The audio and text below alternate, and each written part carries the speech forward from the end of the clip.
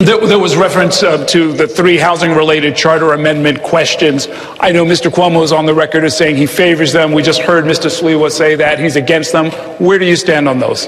I'm appreciative that those measures will be on the ballot and that New Yorkers will be able to cast their votes for them. I know that we desperately need to build more housing in this city, and I also know that the jobs we create in the building of that housing should be good jobs as well. What a political answer. What is your opinion, Zohran? Yes or no? Come on. Yes or no? What is your opinion? Yes or no, Zohran? Don't be a politician here. I got it. They're pointing out what I was about to, which is that you didn't answer the question. No, I think on the stage you can see two people appealing for the Republican Party's votes and myself. Answer the question. Answer the question for once. My question to you was, do you support the three ballot amendment questions? I have not yet taken a position on those ballot amendment questions. Oh, what a shocker. All right. What a shocker. We're gonna move Don't worry, on. once he takes it, he'll change it anyway. There was reference. Want to really see something that said, take a look at what happened.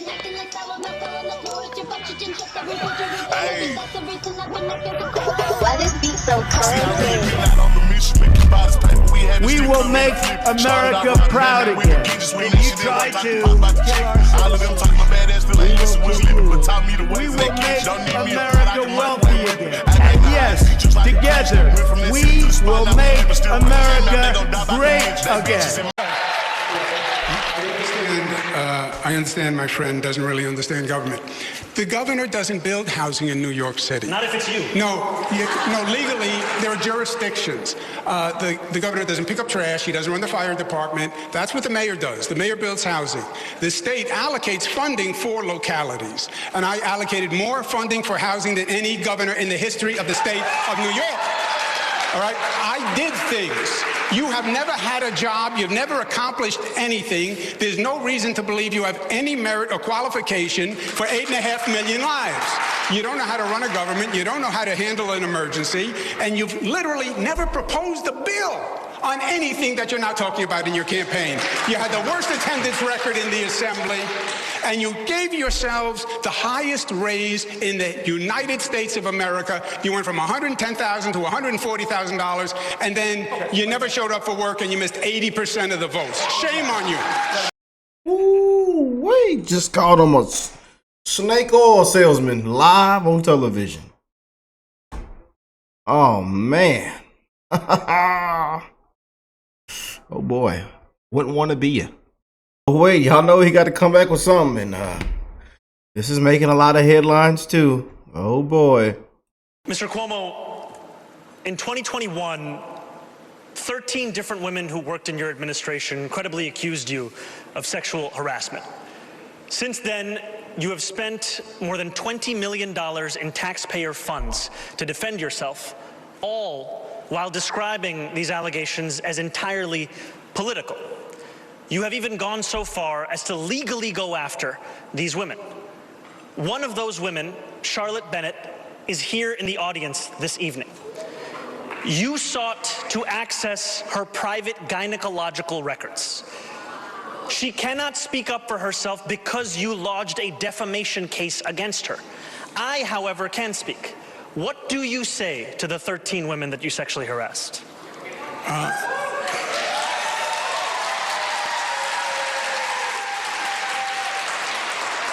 If you want to be in government, then you have to be serious and mature. But all right, Kurt, this is your turn. Let's do it. Sure, first off, Zohran, I get a good belly laugh. Zohran, bro. Oh, all right, I'll keep practicing. I got you. I get a good belly laugh every time I hear you say free fare in the subways. Half the people don't pay anyway. How about fair enforcement? I'm the only one who says we have all kinds of fare programs for the indigent and the poor. But if you don't pay your fare, there needs to be enforcement. And by the way, I've taken the subway almost every day of my life since I was 5. The worst time was the summer of 2017, the summer of hell, Andrew Cuomo, You're right, when Curtis. you were running the subway system as the head of the MTA. I don't trust you with anything to do with mass transit. How would you make it better? Oh, very simply. Everybody pays their fare, enforcement, more cops in the subway system. And by the way, we can get more people to voluntarily actually sponsor their subway system stations, clean it up and beautify them and add some life so the community has input into the subway that they have to go through the sleaze and slime all the time. Put the money tree in the ground, plant the seeds. The tree will grow and the money will be on the tree. You can just pull the bills off the tree. It'll be perfectly fresh bills that grow exactly on the tree. And you just pull the money off the tree and put it in your pocket. First, I'll just say that one of the most celebrated leaders of the New York City Transit was Andy Byford, who had such a terrible experience working under Andrew Cuomo that he would rather work under Donald Trump right now. The proposal that we have put forward addresses the fact that today, in the wealthiest city, in the wealthiest country in the history of the world, 1 in 5 New Yorkers cannot afford the bus fare. It would cost $700 million a year to make the slowest buses in the country fast and free. And by doing so, we would generate more than double in economic revenue for New Yorkers across the city. It would be something that would reduce assaults on bus drivers, it would increase ridership on those buses, and it would actually have environmental impacts as fewer New Yorkers would drive their own car or take a taxi and would instead get on the bus. And I know all of this because I delivered it as a state assembly member who won the first free buses in New York City's history. There was reference to the 3 housing-related charter amendment questions. I know Mr. Cuomo is on the record as saying he favors them. We just heard Mr. Sliwa say that he's against them. Where do you stand on those?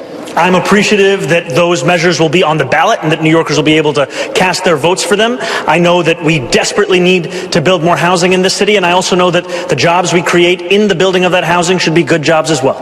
What a political answer. What is your opinion, Zohran? Yes or no? Come on. Yes or no? What is your opinion? Yes or no, Zohran? He's shining, sweating, and just stupid, I tell you. He wasn't prepared. Scam artist. He wasn't prepared. Unprepared as hell. True. Don't be a politician here. I got it. They're pointing out what I was about to, which is that you didn't answer the question.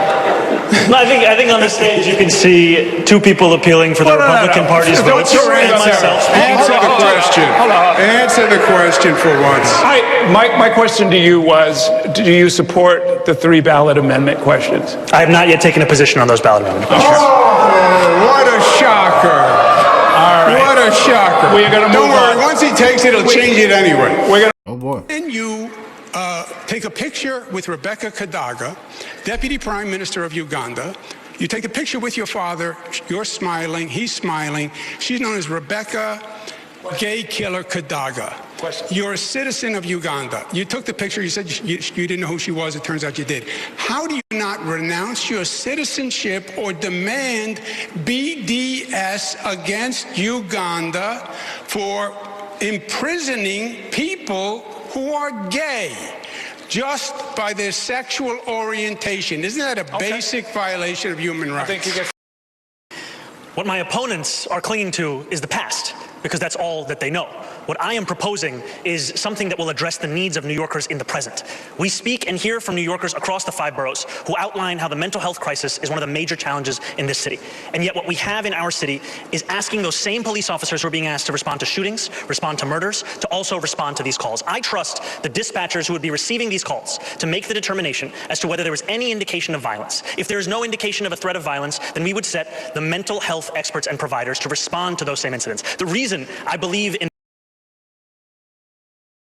have to rank these. myself number 1 and Curtis number 2. Mr. Sliwa. Oh, please don't be glazing me here, Zohran. Are you kidding? Mr. Sliwa, do you want to... I support ranked choice voting, but I'd only vote for myself. Mr. Cuomo? I love that Zohran and Curtis ticket idea. I don't know. I'm just enamored with Zohran would actually take the city in a worse direction. Here's somebody who says he wants to buy private property and turn them into communes. That is ludicrous. And then he even went so far to say that he thought that abolishing private property was preferable to the current system. So he has very extreme views, and I think we have a city that is made up of so many immigrants who fled those very policies, including my mother who fled communist Cuba. We don't want to see those types of policies here. And I think you'll see a broad coalition of people who have fled, whether they're from Russia or China or Nicaragua or Venezuela or any other country where they had these socialist, communist type policies. They will reject him at the ballot box. I still have faith in New Yorkers. Oh, well, how did you see that? Look at this breaking news here. A little breaking news. You got New York City Mayor Eric Adams speaking now alongside independent mayoral candidate Andrew Cuomo. Watch. Immigrant families are under attack in the city. Working class people are under attack. African Americans and Hispanic families are under attack. Italian and Irish families are under attack. When you give the finger to a statue that's representative to the Italian community, you're saying you don't give a damn. When you tell Jewish residents that you need globalized intifada, you're saying you don't care. When you go after communities and state that you're going to raise their taxes because of their ethnicity, that's what black and brown communities are going through right now. Taxes are higher in their community because of what was done. We're not going backwards, folks. And so this was a grueling time. And yes, am I angry that I'm not the one taking down Zohran, the socialist and the communist? You're darn right I am. But you know what? The city means more to me than anything. And it is time for us as a family to come together.